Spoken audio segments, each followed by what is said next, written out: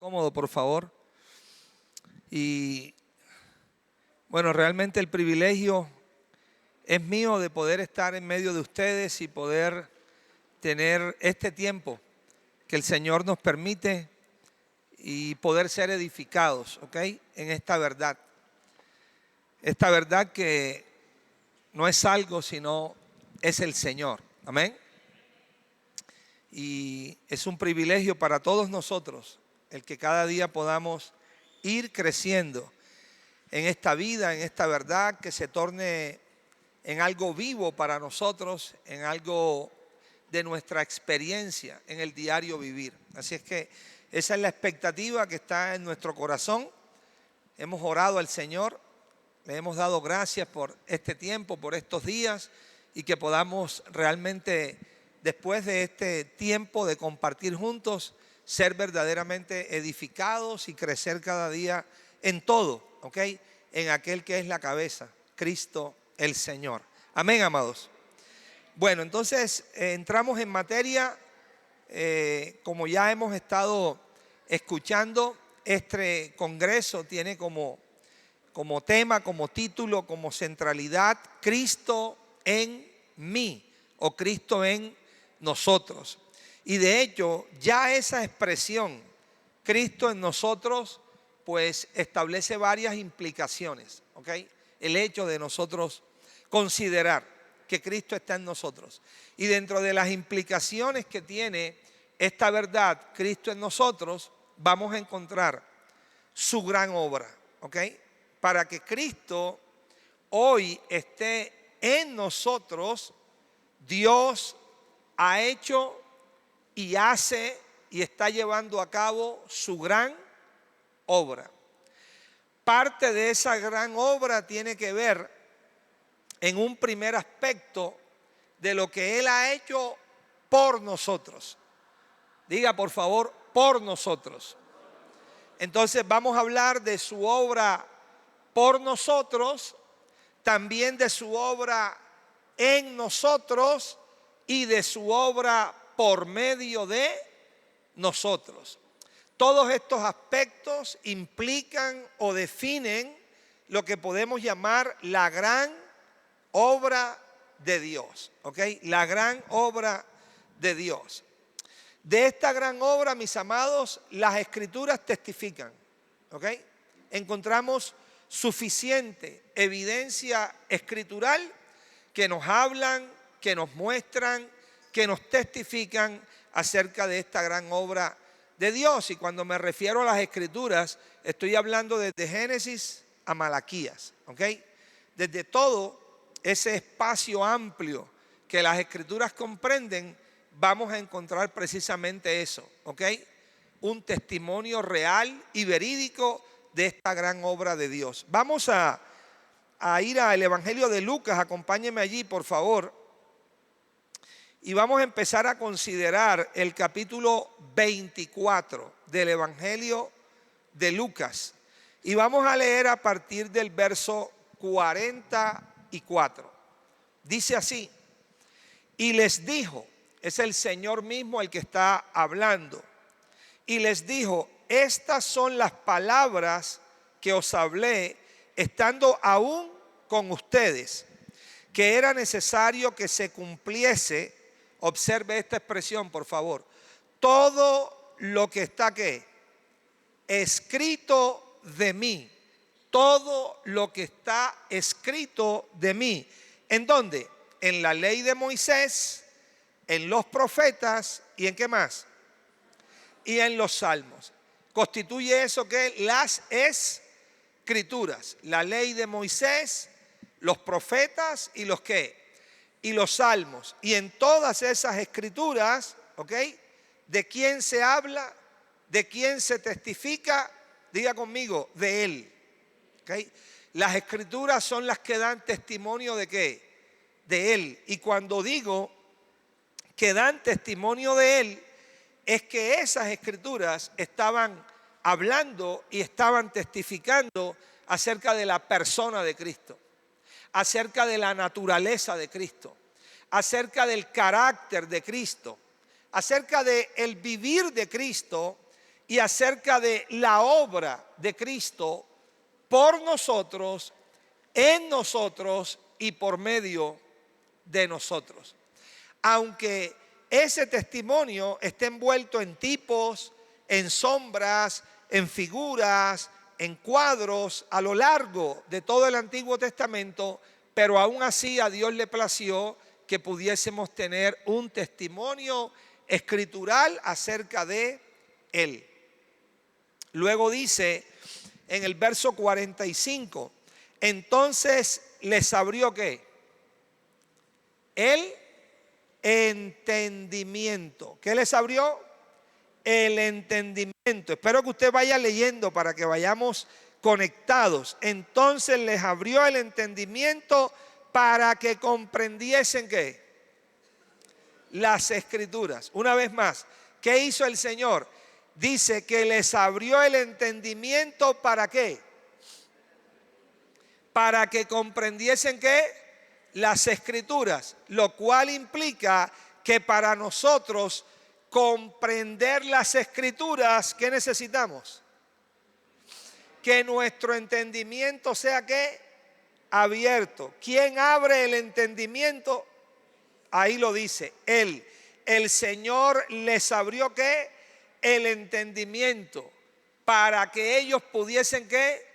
Comprender las Escrituras. Entonces encontramos aquí una necesidad, y esa necesidad es que usted y yo necesitamos que el Señor nos abra ¿qué?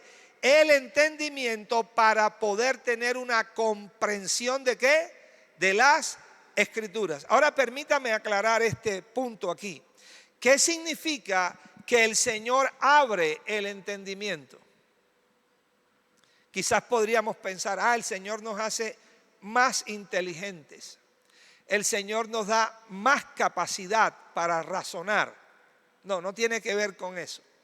El que nos abra el entendimiento no tiene que ver con que nuestro entendimiento, el de nosotros, el humano, el natural, pueda crecer. Esa expresión que Él nos abre el entendimiento tiene que ver con que nos hace participar, diga participar, nos hace participar de su entendimiento, nos hace participar de su comprensión, nos hace participar de su inteligencia, nos hace participar de su luz.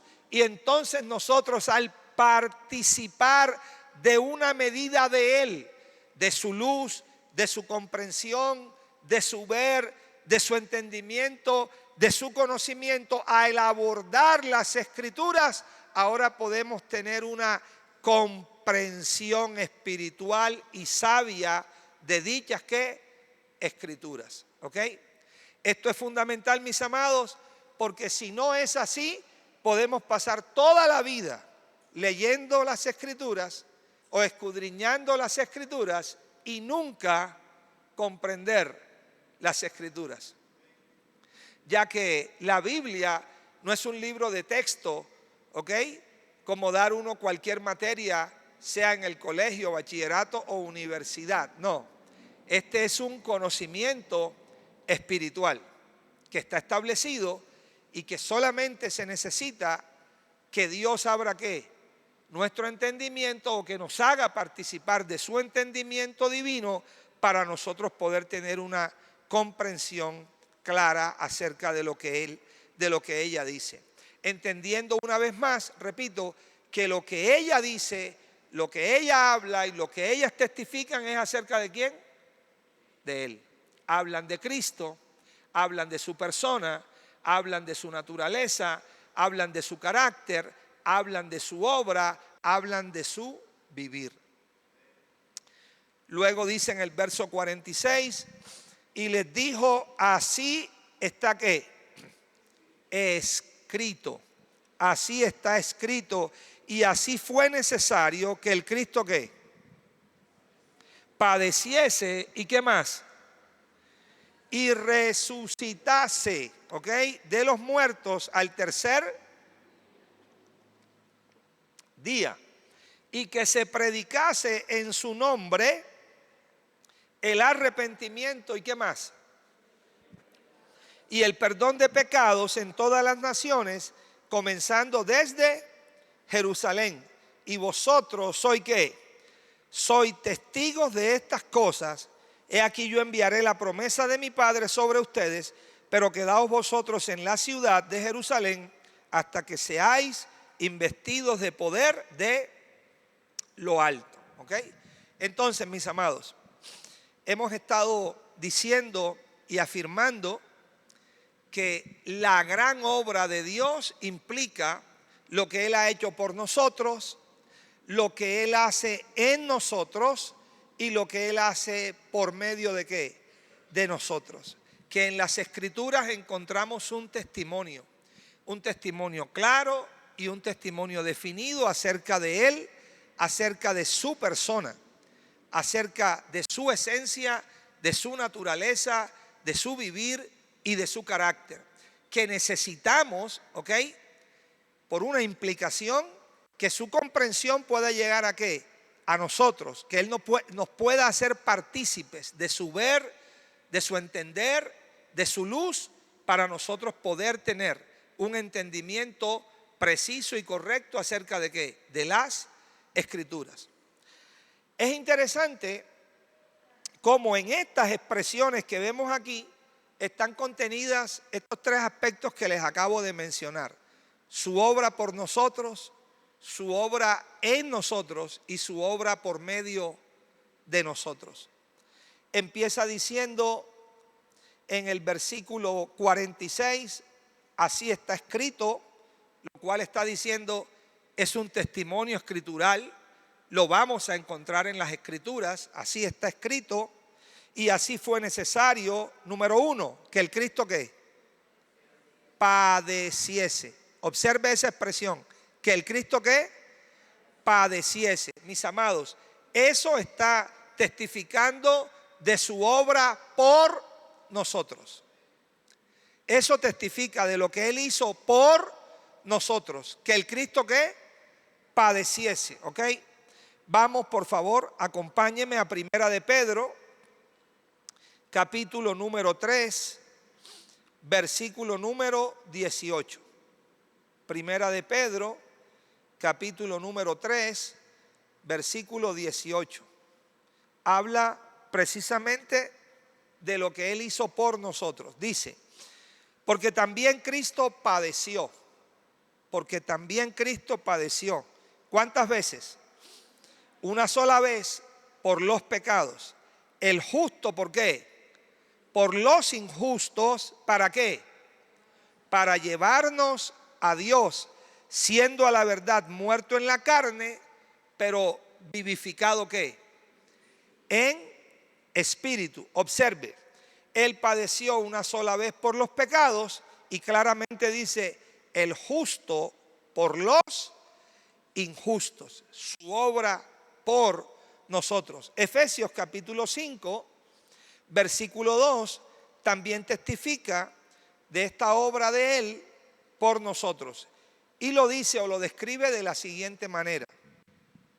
Y andad en amor, estoy en Efesios 5, 2, como también Cristo ¿qué? Nos amó y se entregó ¿qué? A sí mismo por nosotros, ofrenda y sacrificio a Dios en olor ¿qué? Fragante. Observe que en los textos que hemos leído ve usted la expresión por nosotros. El justo por los injustos. Ahora aquí aparece, Él se entregó a sí mismo por nosotros, porque estamos viendo el testimonio de su obra ¿qué? Por nosotros, lo que Él hizo por nosotros, ¿ok? ¿Qué más hizo el Señor por nosotros? Romanos capítulo 5. Romanos capítulo número 5. Y encontramos que dice de la siguiente manera, el verso 8. Mas Dios muestra ¿qué?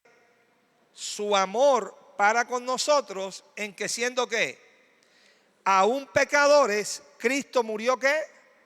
Vuelve otra vez la expresión, Cristo murió por nosotros. Nos vamos de ahí al verso 10 y dice, porque si siendo enemigos fuimos reconciliados con Dios por la muerte de su Hijo, mucho más estando ¿qué? Reconciliados, seremos salvos ¿qué? Por su vida. ¿Ok? Entonces, mis amados, en este primer aspecto estamos definiendo lo que Él hizo por nosotros. Se entrega como ofrenda y sacrificio vivo al Padre, el justo por los injustos, para llevarnos ¿qué? A Dios. En esta obra también maravillosa, ¿qué hace el Señor? Bueno, identifico que el Señor primeramente nos abre una puerta para que todo aquel que cree pueda entrar por medio de ella. ¿Ok? Es una puerta que tiene una meta, que tiene un fin. Es una puerta que nos conduce a una realidad. Esta realidad se llama salvación, se llama vida eterna. Eso hace parte de lo que Él hizo por nosotros. Nos abrió una puerta. Si nos abrió una puerta, esa puerta se encontraba cerrada. El hombre estaba separado ¿de qué? De Dios. Y Él abre una puerta. Vamos a ver ese testimonio. Mateo capítulo 7. Mateo capítulo número 7. Y encontramos que dice lo siguiente. Versículo 13 y versículo 14. Entrad por la puerta ¿qué? Estrecha, porque ancha es la puerta y espacioso ¿qué? El camino que lleva a la perdición. Y muchos son los que entran por ella, porque estrecha es la puerta y angosto el camino que lleva ¿qué? A la vida, y pocos son los que la hallan. Aquí el Señor nos está testificando de una puerta, ¿ok? Y nos dice que esa puerta es una puerta estrecha, ¿ok? Y que son pocos los que entran ¿qué? Por esa puerta. Pero esa puerta, mis amados, diga, está abierta. Y el Señor la abrió. ¿Cuándo el Señor abrió esta puerta? Cuando murió por nosotros. Y al morir por nosotros, su muerte inauguró que esta puerta pudiese ¿qué? Abrirse una vez más, para que todo aquel que cree en Él pueda ¿qué? Entrar por ella. Miremos otro testimonio de esta puerta, Salmo 118. Salmo 118, vamos a empezar en el verso 19. Dice así: abridme las puertas ¿de qué? De la justicia. Abridme las puertas de la justicia. Entraré por ellas y alabaré al Señor. Esta es puerta ¿de quién? Esta es puerta de Dios. Por ella entrarán ¿qué? Los justos. Estamos leyendo un pasaje profético donde se está clamando porque una puerta de justicia sea ¿qué? Abierta. Esta puerta de justicia, ¿cómo se le llama? ¿Puerta de quién? De Dios. Y que por ella van a entrar ¿quiénes? Los justos. ¿Ok? ¿Cuántos saben que esa puerta es Él? ¿Ok? Esta puerta es Él. Él fue el que declaró y dijo: yo soy la puerta. El que por mí entrare será salvo. Y entrará y saldrá y hallará ¿qué? Pastos. Él es la puerta ¿de qué? De salvación. ¿Ok? Por eso cuando Él viene y muere por nosotros, Él, quien es la puerta, se abre a la humanidad para que la humanidad pueda creer en Él, y por medio del creer en Él pueda entrar por esa puerta, pueda salir por esa puerta, entrar y salir por esa puerta en una dinámica de vida y pueda recibir vida y salvación por medio de ¿quién? De Él. Eso está testificado en las Escrituras. Recuerda usted cuando el pueblo de Israel se encontraba esclavo en Egipto, que Faraón no le permitía salir, y Dios trató aquella tierra con las famosas 10 plagas de Egipto. ¿Se acuerda usted de la 10ª plaga? Esa 10ª plaga era la muerte de los primogénitos. Y junto con esa plaga, Dios mandó a su pueblo a que celebrara una de las grandes fiestas que Él les estableció. Esa grande fiesta se llamó la Pascua, donde cada familia tomaba un cordero, ¿ok? Según la necesidad de esa familia. Y el cordero se apartaba con días de anticipación y se inspeccionaba, y tenía que ser un cordero sin defecto. Pero eso tenía un objetivo. Ese cordero, en un momento determinado, en aquella tarde del 14 de Nisán, era degollado. Su sangre se recogía en una vasija, y luego con un manojo de hisopo aquella sangre se usaba y se pintaba. ¿Recuerda qué se pintaba? El marco de ¿qué?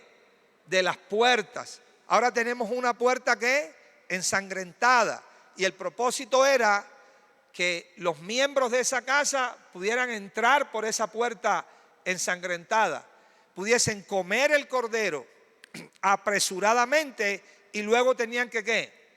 Que salir por la misma puerta que ensangrentada. Entraban por la puerta con sangre y salían por la puerta con sangre, camino de la tierra prometida. ¿Para salir de dónde?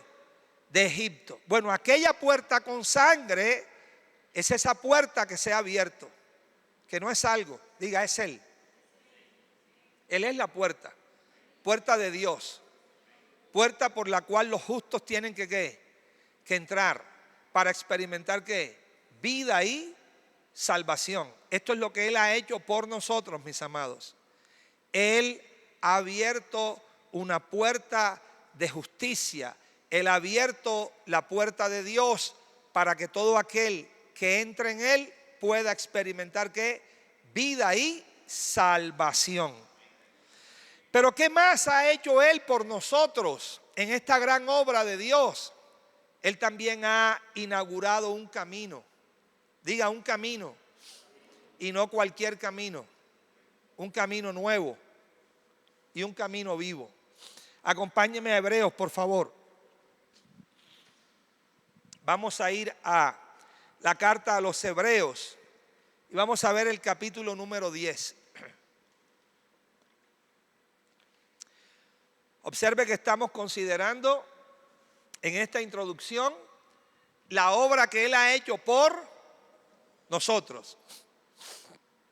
Hebreos capítulo 10. Le dije que ha abierto una puerta, y es una puerta gloriosa, puerta de justicia, puerta de Dios, puerta de salvación. Y ahora le digo que Él ha abierto un camino, y que ese camino lo encontramos aquí testificado en Hebreos 10, versículo 19, y nos dice de la siguiente manera: así que, hermanos, teniendo ¿qué? Libertad. Eso dice el verso 19 de Hebreos 10. Así que, hermanos, teniendo libertad. ¿Para qué? Para entrar. ¿Entrar dónde? En el lugar santísimo. ¿Cuántos saben que el lugar santísimo es la presencia de Dios? Teniendo libertad para entrar en la presencia de Dios. ¿Por qué? ¿Por qué tenemos esa libertad para entrar hoy a la presencia de Dios? Lo dice el verso 20, ¿ok? Antes, el verso 19 dice que esa libertad la tenemos por la sangre ¿de quién? De Jesucristo. Por el camino, ¿cómo? Nuevo y vivo que Él ¿qué? Nos abrió. Y observe lo que dice: este camino nuevo que Él nos abrió a través del velo, esto es ¿qué? Esto es su carne, ¿ok? Ese velo que fue roto, ese velo que fue partido, realmente fue el velo ¿de qué? De su carne.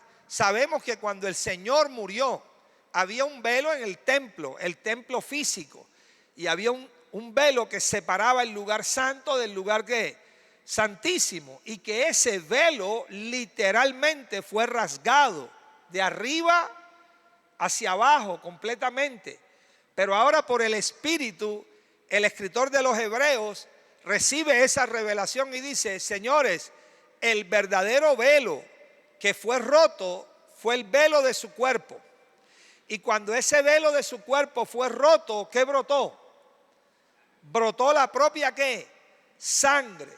Así es que a través de ese sacrificio que Él hizo por nosotros, se ha abierto un camino, se ha inaugurado un camino.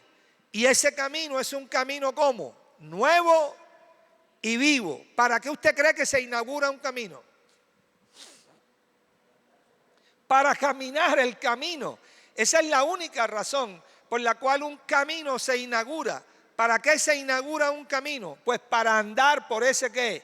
Camino. Así es que como ha pasado con la puerta, como se inauguró una puerta para nosotros, los que creemos en Él, entremos y salgamos por esa puerta y hallemos pastos y encontremos la salvación, así también un camino nuevo y vivo sea que se ha inaugurado. ¿Para qué? Para caminar por Él. Y el que camine por ese camino, aunque es un camino angosto, es un camino que conduce a la vida eterna. Así es que hay suficientes argumentos y fundamentos para estar agradecido plenamente con el Señor por la obra que Él ha hecho por nosotros, porque no teníamos acceso a Dios y Él ha abierto una puerta para accesar a Dios y a su presencia. No teníamos un camino, mucho menos nuevo ni vivo, y Él ha inaugurado un camino nuevo y vivo para accesar ¿a quién? A Dios. Y lo más glorioso es que ese camino y esa puerta no es algo, es Él.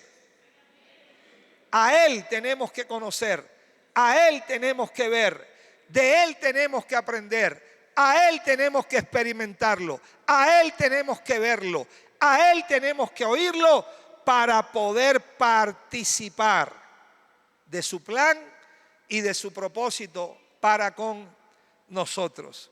Diga, este camino es un camino glorioso, es un camino precioso. Mire lo que se testificó de ese camino, Isaías 35. Isaías 35, versículo 8. Mire lo que se dice de ese camino. Y habrá allí calzada y camino. Y será llamado ¿cómo? ¿Cómo será llamado? Camino de santidad. Y no pasará inmundo por él. Dígale al que está a su lado, no pasará inmundo por él. Este camino es un camino de santidad. Aunque hoy no se predique como camino de santidad, pero es camino de santidad. Es camino de santidad. Y no pasará inmundo por él, sino que él mismo estará ¿qué? Con ellos. Y el que anduviere por este camino, por torpe que sea, ¿no qué? No se extraviará. Porque mis amados, el que anda por este camino es purificado. El que camina por este camino es limpiado. No se puede andar por este camino y seguir en inmundicia, es imposible. El que anda por este camino experimenta limpieza. El que anda por este camino experimenta purificación. El que anda por este camino experimenta santificación de parte de Dios. ¿Ok? Diga, es camino de santidad. Jeremías capítulo 6, Dios le llamó a este camino, acompáñeme allí, las sendas antiguas. En Jeremías capítulo 6 también se nos testifica de este camino. Y en el verso 16 observe lo que dice. Así dice el Señor: paraos en los caminos y mirad y preguntad ¿qué? Por las sendas antiguas. Diga, las sendas antiguas. ¿Cuál sea el buen camino? Preguntad por las sendas antiguas. Preguntad cuál sea el buen camino. Diga, las sendas antiguas son el buen camino. ¿Ok? Las sendas antiguas son el buen camino. Son el camino de santidad que Isaías profetizó. Son el camino angosto del cual el Señor habló. Son el camino nuevo y vivo que el escritor de Hebreo anunció. ¿Cuál sea el buen camino? Y observe lo que sigue a continuación. ¿Para qué? ¿Para qué debemos preguntar por las sendas antiguas? ¿Para qué debemos preguntar por el buen camino? ¿Para qué debemos preguntar por el camino angosto? ¿Para qué debemos preguntar por el camino nuevo y vivo? ¿Para qué? ¿Estás seguro que eso es lo que sigue? Ahí en Jeremías 6:16. Preguntad cuál sea el buen camino. ¿Para qué? ¿Para qué? Para andar por él. Diga, este camino es para andar por él. ¿Para qué? Escúcheme, no para que otros nos cuenten de cómo se anda por él, sino para nosotros que andar por él. Lo importante de este camino es para qué, para andar por él. Y cuando andamos por este camino, entonces observe lo que pasa. Hallamos qué, descanso. ¿Para qué? Para nuestra alma. El grave error que cometió Israel fue que dijo, no andaremos. Y el camino es para andar por él. Puse también sobre ustedes atalayas que dijesen, escuchad el sonido de la trompeta, y ellos dijeron que no escucharemos. Por tanto, oíd naciones y entended, oh congregación, lo que sucederá. Oye tierra, he aquí yo traigo mal sobre este pueblo, el fruto de sus pensamientos, porque no escucharon mis palabras y aborrecieron ¿qué? Mi ley. Mis amados, el camino es para andar por él. La puerta es para entrar y salir por ella. Y el peligro más grande para el ser humano es cuando le da la espalda a este camino y cuando ignora esta puerta. Porque darle la espalda a este camino e ignorar esta puerta trae algo desastroso sobre el hombre. Y lo que trae es lo que dice el verso 19. El hombre queda andando en el fruto de sus propios pensamientos. Y el hombre no está en esta tierra para caminar en el fruto de sus propios pensamientos.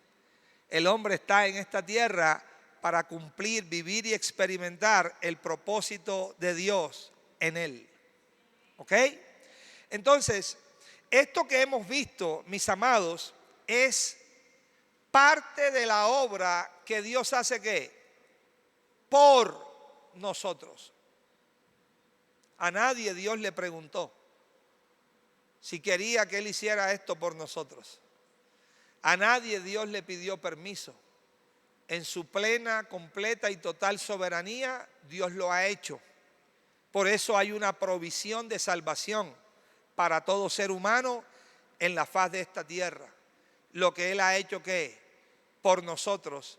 Y se describe ahí donde empezamos, en Lucas, último capítulo, volvamos ahí por favor, cuando dice que Él padeció por nosotros.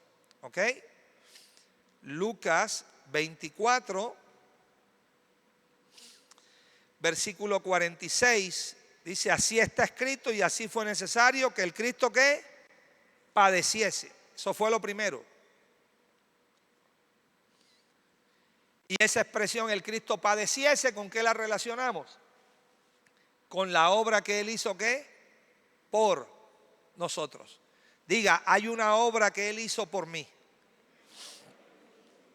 Y esa obra que Él hizo por mí es para abrirme un camino nuevo y un camino vivo. Para que nosotros podamos ¿qué? Andar por ese camino. ¿Qué hizo Él por nosotros? Inauguró una puerta. Puerta de salvación, puerta de justicia, puerta de Dios. ¿Para qué? para entrar y salir por esa puerta, hallar pastos y experimentar la vida que es eterna. Todo eso Él lo hizo por nosotros. Se entregó al Padre como ofrenda en sacrificio vivo, agradable a Dios. El justo murió por los injustos ¿para qué? Llevarnos a Dios. Eso quiere decir esa expresión: así fue necesario que el Cristo que padeciese. Dígale al que está a su lado, ya padeció. Así es que la obra que Él iba a hacer por nosotros ya fue completada, ya fue terminada. De esa obra ya no hay nada que hacer. ¿De cuál obra? De lo que Él hizo que por nosotros. O sea, Cristo no va a volver nuevamente a ser crucificados, mis amados. Ya lo hizo una vez y para siempre. Pero ahora hay otro aspecto de esa obra. Y es lo que Él hace que diga, en nosotros. Diga, Cristo en nosotros. Y entonces dice el texto, estoy en Lucas 24, verso 46, y resucitase de los muertos, ¿qué? Al tercer día.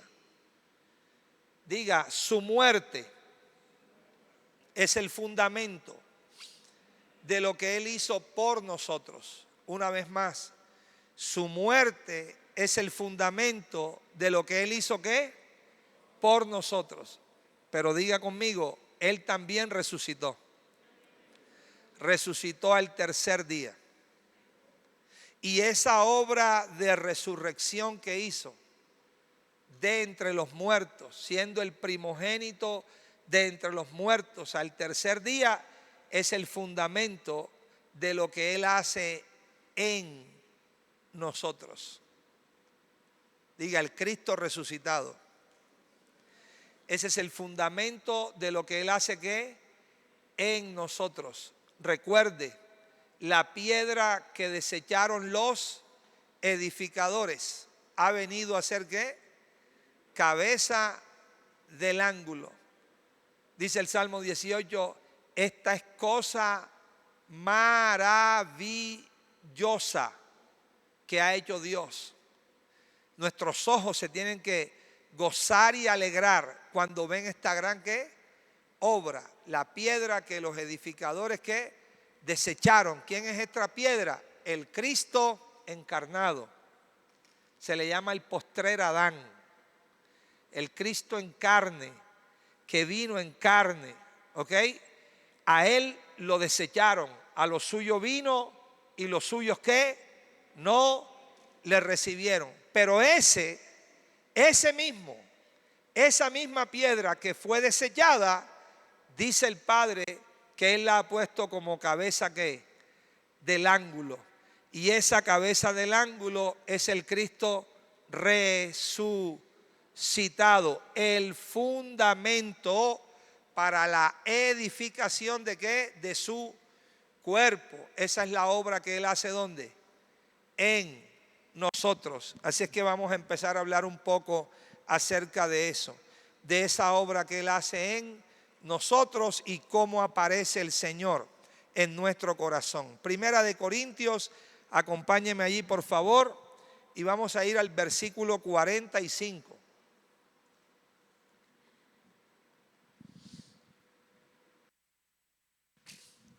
Versículo 45. Dice, así también está escrito, fue hecho el primer hombre, Adán. Diga, el primer hombre. Ese primer hombre, Adán, ¿qué fue hecho? Alma ¿qué? Viviente. Y el postrer Adán, ¿qué fue hecho? Espíritu ¿qué? Vivificante. Una vez más, fue hecho el primer hombre, Adán, ¿qué? Alma viviente. Así usted lo encuentra en Génesis 2:7. ¿Okay? Pablo no se está inventando esto, lo está sacando ¿de dónde? de las Escrituras, afirmado por la revelación del Espíritu. ¿Ok? Y formó Dios al hombre del polvo de la tierra y sopló en su nariz, ¿qué? Aliento de vida, y fue el hombre un ¿qué? Un alma viviente. Por eso Pablo dice, fue hecho el primer hombre, Adán, ¿qué? Alma viviente. Y el postrer Adán, ¿quién es el postrer Adán? El Cristo, diga, encarnado. El Cristo encarnado, el postrer Adán, fue hecho ¿qué? Espíritu vivificante. El postrer Adán, el Cristo encarnado, fue hecho ¿qué? Espíritu ¿qué? Vivificante. Cuando murió, murió como el Cristo ¿qué? Encarnado. Y cuando se levantó en resurrección, se levantó como el Espíritu ¿qué? Vivificante. El Espíritu que produce vida, el Espíritu que ministra vida. Y lo testifica allí en el verso 47 cuando dice, el primer hombre es de la tierra, terrenal, pero el segundo hombre, que es el Señor, ¿es de qué? Es del cielo, ¿ok? Celestial. Así es que Pablo nos está hablando aquí de eso, de la resurrección ¿de qué? De entre los muertos. Y cuando Él resucita, aparece a los hombres.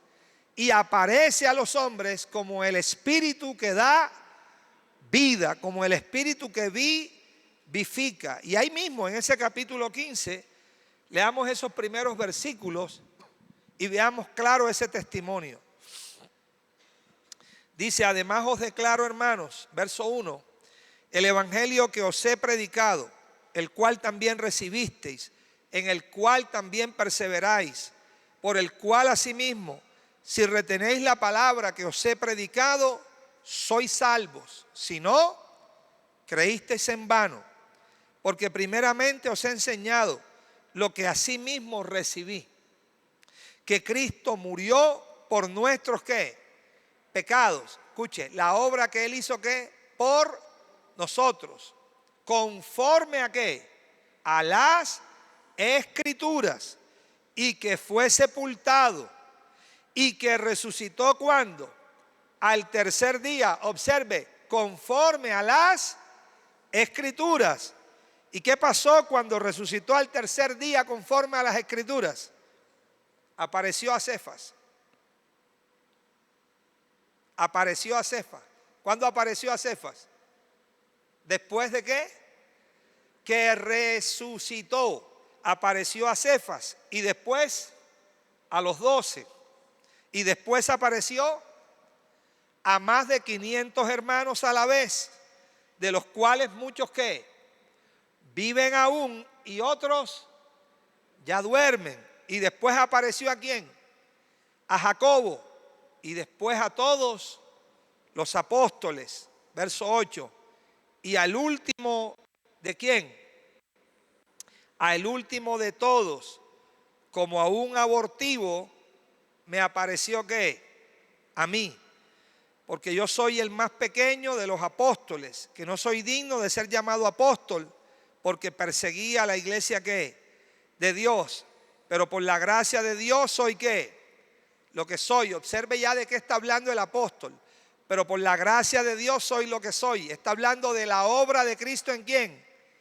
En Él. Pero por la gracia de Dios soy lo que soy. Una gracia que ha producido ¿en quién?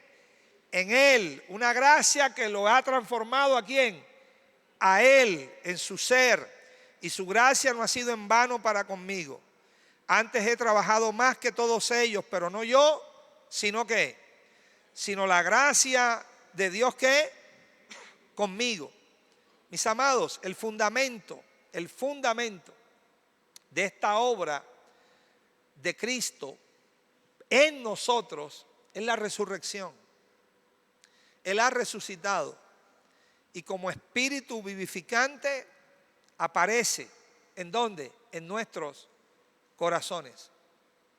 Viene a nosotros, alumbra en nuestros corazones, resplandece en nuestros corazones, ¿ok? Con un propósito. Y encontramos testimonio abundante de esta realidad. Acompáñeme a Hechos capítulo 3. Hechos capítulo 3, versículo 26. Versículo 26. Mire aquí cómo se testifica de esta verdad.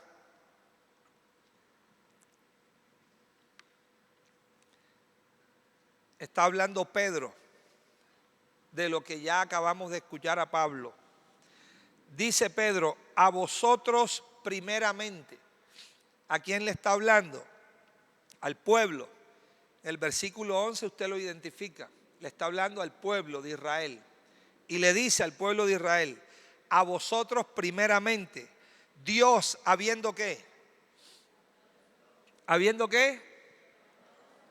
Esa palabra levantado, si quiere ahí al ladito, le coloca resucitado, porque de eso es lo que está hablando.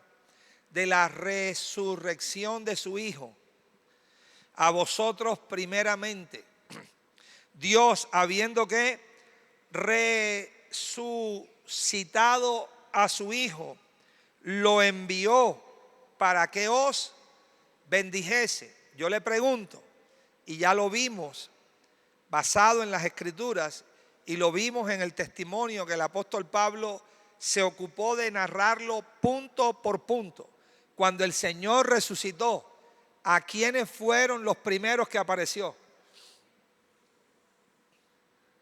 A sus apóstoles, a Pedro, a los 12, a más de 500 hermanos judíos que habían creído ¿qué? En él, y al último de todos, ¿a quién? A Pablo. ¿Ok?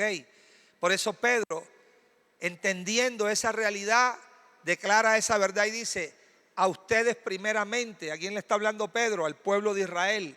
Les dice, a ustedes primeramente, Dios habiendo ¿qué? Resucitado a su Hijo, lo envió para que os dijese. El aparecer de Cristo a los corazones de los hombres, diga, es la bendición de Dios. Repito eso, el aparecer del Hijo a los corazones de los hombres es la bendición de Dios.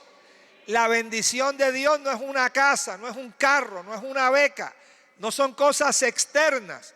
La bendición de Dios no es una añadidura. La bendición de Dios es el Hijo que aparece al corazón de los hombres para bendecirlos, porque Él es la bendición de Dios que enriquece y no añade tristeza con Él. Él es la bendición de Dios, el Cristo, el Hijo. Y aparece a los hombres como espíritu que vivificante. Y mire, hermano, ¿para qué aparece? ¿Cuál es el fin de este aparecer? ¿Cuál es la meta que Dios busca? ¿A fin de qué? De que cada uno ¿qué? De que cada uno ¿qué? Se convierta ¿de qué? De su maldad. Si ve la grandeza de la resurrección. Por eso Pablo dice, si no hay resurrección y si nuestro Cristo no ha resucitado, vana es nuestra fe. No tiene sentido, porque Él identifica que el poder de esa resurrección es para que el Cristo aparezca en los corazones de los hombres y cada hombre se pueda convertir de su maldad. Cristo murió en la cruz, pero cuando Cristo murió en la cruz, la maldad siguió en los corazones de los hombres. Pero Él muere en la cruz para abrir una puerta. Muere en la cruz para inaugurar un camino.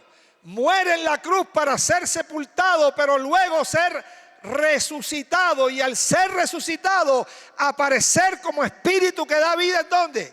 En los corazones de los hombres, para entonces desde esos corazones hacer su obra y que cada hombre se pueda ¿qué? Convertir de su maldad. Eso es lo glorioso de la obra de Cristo. ¿En dónde? En nosotros. a fin de que cada uno se convierta. ¿De qué? De su maldad. Vamos a Hechos 26. Bendita obra del Señor. Bendita obra de Dios, que se sigue cumpliendo cada día en los corazones de aquellos que se vuelven a Él, en los corazones de aquellos que creen en Él y que reciben este aparecer, que abrazan este aparecer. Vamos a leer ahí en Hechos 26, el verso 22.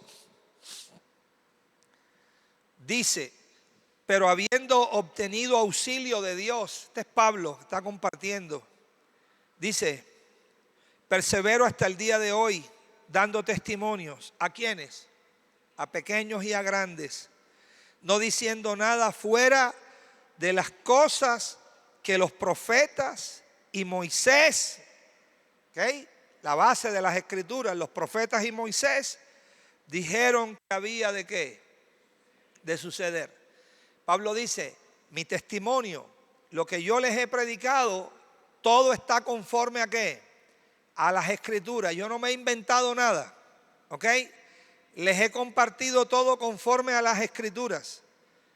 Que el Cristo había de qué, de padecer y ser el primero de qué, de la resurrección de los muertos. ¿Por qué el primero de la resurrección de los muertos? Porque todos los que resucitaron antes de que Cristo resucitara volvieron a morir. Pero el Cristo eterno resucitó y vive para siempre y no morirá jamás. Por eso es el primero en la resurrección de los muertos. ¿Sabes para qué? Para anunciar luz. ¿A quién? Al pueblo, hablando de los judíos, y a los gentiles, a fin de que cada uno que se convierta de su maldad. Primera de Juan, capítulo 3, verso 8, también habla de este aparecer, mi amado. Observe que estamos ahora en la obra de Dios, que en nosotros. ¿Apareciendo en quién? En nosotros, por la resurrección que ha experimentado como espíritu que da vida. Primera de Juan, capítulo 3, versículo 8. Mire lo que dice: el que practica el pecado es del diablo, porque el diablo ¿qué? Peca desde el principio. Para esto apareció. Dígale al que está a su lado: apareció. Para esto apareció. ¿Quién apareció? El Hijo de Dios. A ver, ¿para qué apareció el Hijo de Dios? Para deshacer ¿qué? Las obras del diablo. Le hago la pregunta: ¿dónde aparece el Señor hoy? Aparece en nuestros corazones. Lleva 2000 años apareciendo ¿dónde? En nuestros corazones. Después que resucitó de entre los muertos, ya no aparece más como apareció la primera vez, en carne. Ya no aparece más así. Ahora aparece como espíritu ¿qué? Vivificante. Porque el primer hombre, Adán, fue hecho alma ¿qué? Viviente. Pero el postrer Adán, el Cristo encarnado, fue hecho ¿qué? Espíritu ¿qué? Vivificante. Y así aparece hoy como espíritu ¿qué? Vivificante. Lleva 2000 años apareciendo así como espíritu ¿qué?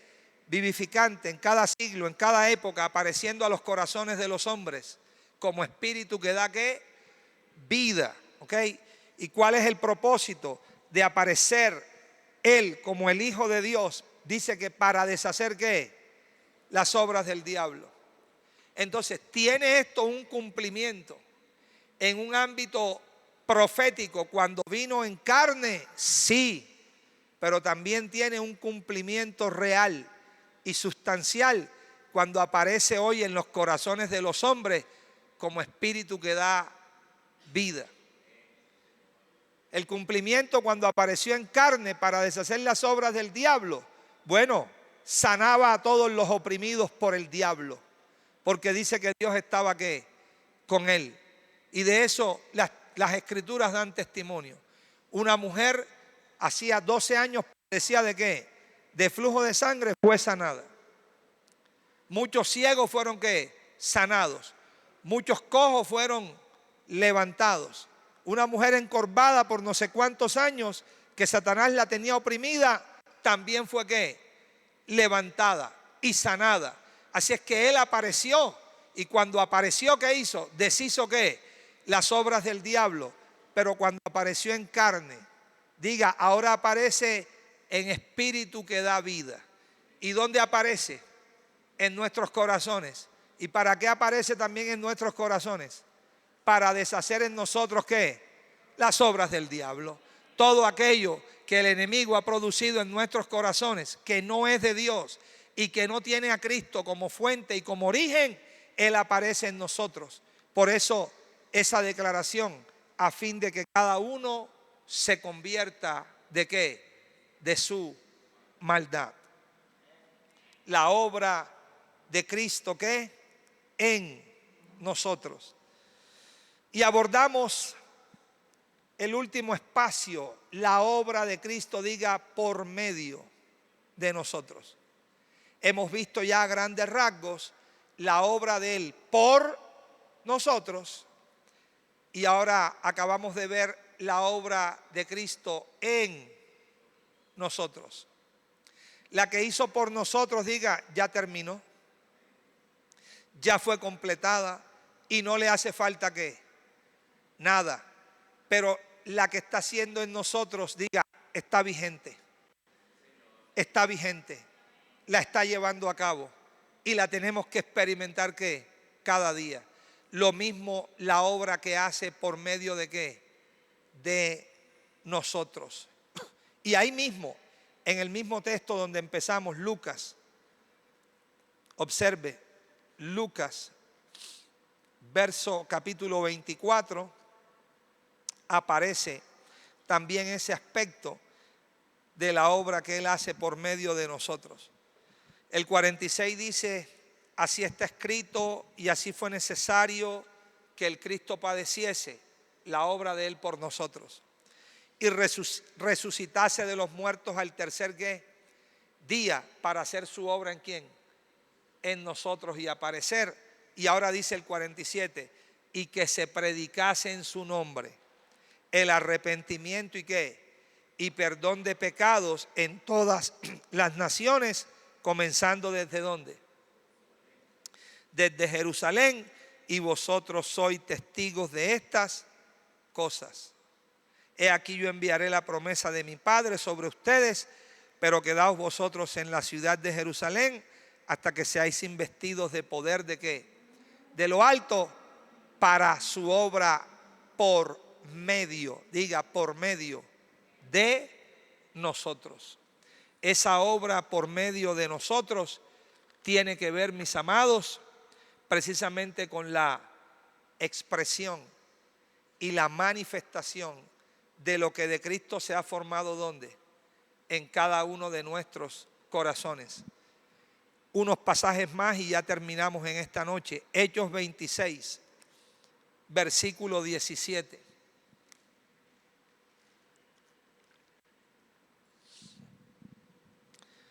Dice el Señor aquí a este hombre Saulo de Tarso: librándote de tu pueblo y de los gentiles, a quienes ahora ¿qué?